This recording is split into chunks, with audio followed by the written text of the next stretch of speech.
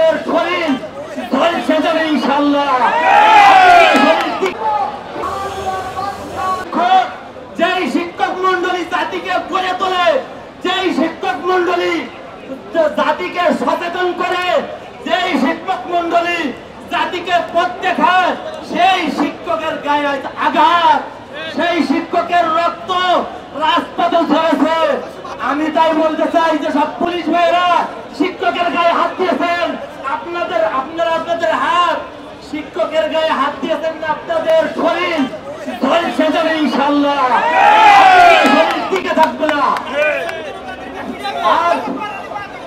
আর আমি আহ্বান করতে চাই, আমাদের দাবি না আদায় না হওয়া পর্যন্ত বাকি যত শিক্ষক আছে সকলেই ঢাকায় চলে আসুক।